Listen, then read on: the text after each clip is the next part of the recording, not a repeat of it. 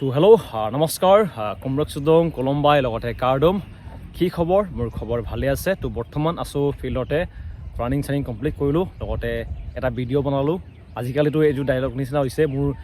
ফিল্ডত থকা নিচিনা হৈছে আৰু বহুতে কৈ থাকে দাদা আপুনি সদায় ফিল্ডত থাকে নেকি হয় ফিল্ডত থাকিব লাগিব কাৰণ এটা সপোন এটা দেখিছোঁতো অসম বুলি চোৱাৰ এইটো কাৰণে লাগি আছোঁ আৰু যিমান টাইম পাওঁ আপোনালোকক ৰানিং কমপ্লিট কৰাৰ পিছতে এটা ভিডিঅ' আপলোড কৰি দিওঁগৈ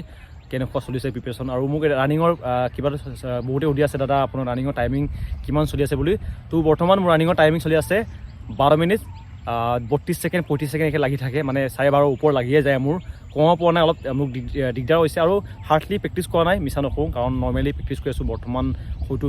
ইণ্টাৰভিউটো অলপ দেৰি হ'ব বুলি শুনিছোঁ মানে জুন জুলাই হ'বগৈতো এইটো কাৰণে বৰ্তমান টাইম আছে এইটো কাৰণে নৰ্মেলি প্ৰেক্টিছ কৰিছোঁ আপোনালোকে নৰ্মেলি প্ৰেক্টিছ কৰক আৰু আশা কৰোঁ যেন সকলোৰ লগতে একেলগে ট্ৰেইনিং কৰিমগৈ যদিহে ভগৱানে সাথ দিয়ে গড যদি ব্লেছ কৰে এইটো কাৰণে লাগি আছোঁ আৰু এটা সপোন দেখিছোঁ সপোনটো পূৰণ কৰিব লাগিব কাৰণ আমাৰ কাৰণে আমাৰ মা দেউতাই অপেক্ষা কৰি আছে যেন আমি এটা কিবা এটা হ'ম এটা মানে আমাৰ সন্তানসকলে এটা আমাক নাম দিব যে পুলিচত কৰে এনেকৈ কৰে বুলি এটা লাগে নাম এইটো কাৰণে সপোনৰ কাৰণে লাগি আছোঁ আৰু সকলোকে কৈছোঁ যেন লাগি থাকক আমাৰো এদিন হ'ব আমিও এদিন খাকী পোচাকযোৰ পিন্ধিম ইয়াৰ কাৰণে অপেক্ষা কৰি থাকিব লাগিব বৰ্তমান আৰু আজি ভিডিঅ' আৰম্ভ কৰোঁ ভেকেঞ্চি কি আহিছে কোনে এপ্লাই কৰিব পাৰিব তো ভেকেঞ্চিটো হৈছে SSC CPO recruitment 2024 notification out আৰু ইয়াৰ কাৰণে আপোনালোকৰ ভেকেঞ্চি আছে 4187টা total vacancy plus CPO sub inspector লগতে আপোনালোকৰ দিল্লী পুলিচ ভেকেঞ্চি আছে ইয়াৰ কাৰণে লগতে আপোনালোকৰ ইয়াৰ ভেকেঞ্চিটো আপোনালোকে হয়তো গম পাইছে আৰু ইয়াৰ ভেকেঞ্চিটো আপোনালোকৰ SSC আণ্ডাৰতে আহিছে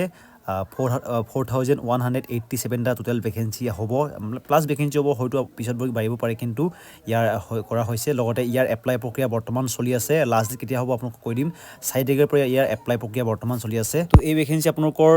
SSC আণ্ডাৰত আহিব লগতে এপ্লাই প্ৰক্ৰিয়া বৰ্তমান চলি আছে আৰু এপ্লাই কৰিবৰ কাৰণে আপোনালোকৰ লাষ্ট ডেট হ'ব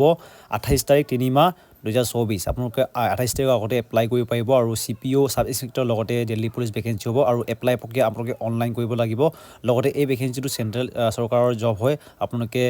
অল ইণ্ডিয়া আপোনালোকৰ এইটো এপ্লাই কৰিব পাৰিব লগতে আপোনালোকৰ অল ইণ্ডিয়াত আপোনালোকৰ ডিউটিও হ'ব লগতে এই ভেকেঞ্চি বিষয়ে সবিশেষ জানিবৰ কাৰণে এইটো হৈছে মোৰ ইনষ্টাগ্ৰাম ID আপোনালোকে ইয়াত গৈ পেলাই ফ'ল' কৰি যদি কিবা সুধিব থাকিলে আপোনালোকে সুধিব পাৰিব তাৰপিছতে এই ভেকেঞ্চিৰ কাৰণে আপোনালোকৰ বয়সৰ সময়সীমা 20 বছৰৰ পৰা আপোনালোকে 25 বছৰ বয়সলৈ এপ্লাই কৰিব পাৰিব আৰু এই চিলেকশ্যন আপোনালোকে পাব 3 বছৰ আপোনালোকৰ OBC অকলে পাব এই চিলেকশ্যন লগতে আপোনালোকৰ 5 বছৰ পাব আপোনালোকৰ ST অকলে লগতে আৰু 5 বছৰ পাব আপোনালোকৰ SC অকলে লগতে আপোনালোকৰ PWD অকলৰ কাৰণে আপোনালোকৰ প্ৰায় 10 বছৰ এই চিলেকশ্যন আপোনালোকে পাব নেক্সট হৈছে আপোনালোকৰ ইয়াৰ কাৰণে এডুকেশ্যন কোৱালিফিকেশ্যন আপোনালোকে যিকোনো ষ্ট্ৰীমৰ পৰা আপোনালোকে গ্ৰেজুৱেশ্যন হ'লেও হ'ব আপোনালোকৰ এপ্লাই কৰিবৰ কাৰণে এডুকেশ্যন কোৱালিফিকেশ্যন হ'ব আপোনালোকৰ চিম্পল আপোনালোকে যিকোনো ষ্ট্ৰীমৰ পৰা আপোনালোকে BA পাছ BA BSc মানে আপোনালোকে গ্ৰেজুৱেশ্যন পাছ কৰিলে এই ভেকেঞ্চিৰ কাৰণে এপ্লাই কৰিব পাৰিব নেক্সট হৈছে আপোনালোকৰ এই ভেকেঞ্চিৰ কাৰণে আপোনালোকৰ চিলেকশ্যন প্ৰচেছটো কৈ দিছোঁ কি কেনেকুৱা হ'ব আপোনালোকৰ যোনটো SSC CPO ইয়াৰ কাৰণে আপোনালোকৰ প্ৰথমে আপোনালোকৰ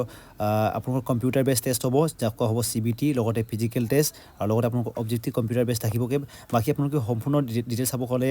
লিংক আছে ডিছক্ৰিপশ্যনত গৈ পিনে আপোনালোকে চেক আউট কৰিব পাৰিব লগতে কিবা মোক সুধিব থাকিলে এইটো হৈছে মোৰ ইনষ্টাগ্ৰাম ID আপোনালোকে মোক সুধিব পাৰিব তো আজি ভিডিঅ'টো ইয়াতে সামৰিছোঁ